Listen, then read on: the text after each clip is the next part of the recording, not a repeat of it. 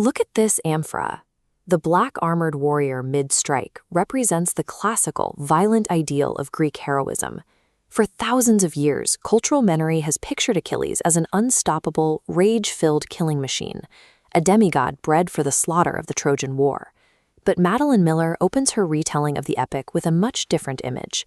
She frames the story through a small, shivering, vomiting boy named Patroclus, huddled at the base of an olive tree. Why would Greece's most perfect, prophesied demigod choose a self-proclaimed failure and outcast to tell his story?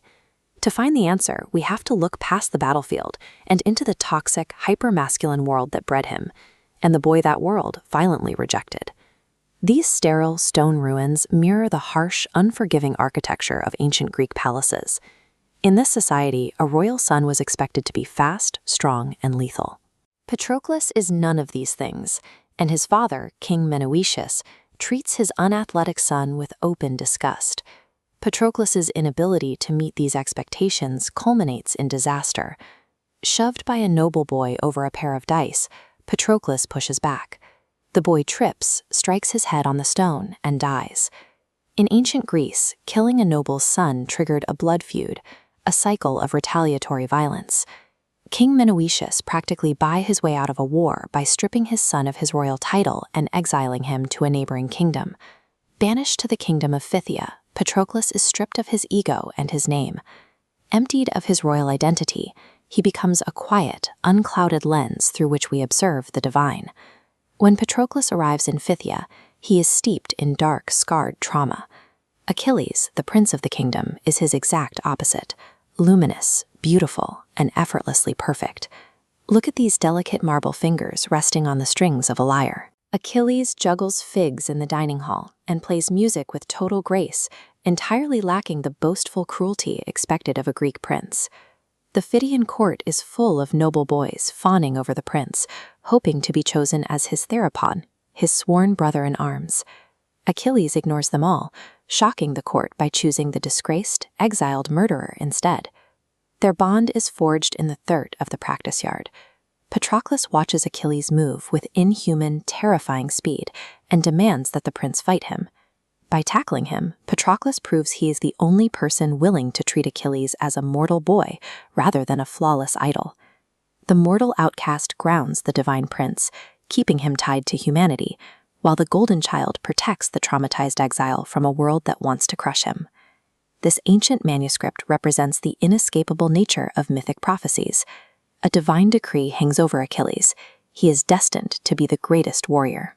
This unreadable text mirrors that crushing weight, a ticking clock demanding a legacy written in blood. The physical manifestation of this threat is Achilles' mother, the sea nymph Thetis. She is a terrifying, pale figure with entirely black eyes, rising out of the churning seawater with a voice like grinding rocks. On the beach, she delivers a chilling ultimatum to Patroclus. He will die soon, and her son will ascend to godhood. Thetis is the crushing machinery of destiny demanding a god, while Patroclus is the fragile, rebellious pull of human intimacy, fighting to keep a boy on earth. Desperate to avoid being separated by Thetis' scheming, Patroclus flees the palace and runs blindly toward the mountains. He leaves behind the suffocation of the coast for the thin, clean air of the peaks. Look at these rugged, elevated ruins set against the snow-capped mountain. This geographical shift marks their arrival on Mount Pelion, where they meet the centaur Chiron, the legendary teacher of heroes. Chiron's home is a rose quartz cave, a space completely devoid of royal titles, bloodlines, and the constant surveillance of the gods. By fleeing to the mountain, they commit their first true act of rebellion against the oppressive, predetermined architecture of Greek society. Their education on Pelion focuses on skills of creation and repair. They learn to play music, split wood for carpentry, and practice medicine. Under Chiron, they learn how to heal a body rather than how to break one. On the mountain, stripped of expectations, Achilles is finally allowed to just be human. By placing the story in the hands of the exile, Miller shifts the perspective of the entire Achilles myth. Achilles' divine blood and blinding speed are secondary to his capacity for love and normalcy. The world's demand for a monster consumes a gentle, exhausted boy, turning a myth into a heartbreak.